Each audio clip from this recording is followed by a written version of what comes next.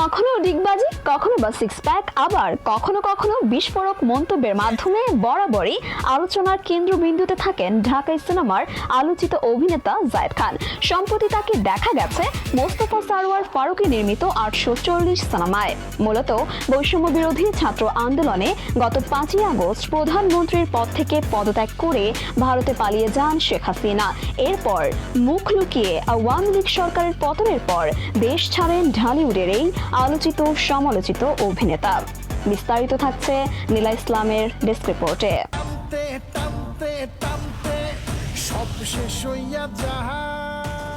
ঢাকাই সিনেমার আলোচিত সমালোচিত অভিনেতা জায়েদ খান সম্প্রতি এক গণমাধ্যমে সাক্ষাৎকার দেন। সেখানে দেশে কবে ফিরছেন, নতুন কোনো কাজ করছেন কিনা, এমন নানা প্রশ্নের উত্তরে তিনি বলেন, দেশে ফেরার ব্যাপারে আমার কোনো ভয় নেই, কারণ আমি দেশে ফিরব। এ সময় চিত্রনায়িকা নিপুণকে নিয়ে তিনি এক বিস্ফোরক মন্তব্য করেন। তিনি বলেন, একটা মানুষ কতটা নোংরা হতে পারে। চলে যাওয়ার পরও শিল্প সমিতির প্যাড ব্যবহার করে বিবৃতি দিয়েছেন, আমিও তো একাধিকবার ছিলাম, এরকম অন্যায় করিনি। জোর করে একটা মানুষ নির্বাচিত প্রতিনিধিকে বসতে দেয় না। কত বৈষম্য যে আমার সঙ্গে হয়েছে তার এসব কাজ শিল্পী হিসেবে নিজেরই লজ্জা লাগে। তিনি আরো বলেন, আমি ভয় পাচ্ছি না, আমি কষ্ট করে শৈল্পিক লাইন দিয়ে অর্থ উপার্জন করেছি, কোনো অন্যায় কাজ করিনি, অন্যায়ের কাছে মাথা নত করিনি। আশা করি আধার কেটে যাবে। আমি একটা জিনিস বুঝে গেছি, যারা ভালো পরিচালক তাদের সঙ্গে কাজ করতে হবে, যারা আপনার কাছ থেকে অভিনয়টা বের করে নেবে তাদের সঙ্গে কাজ করতে চাই।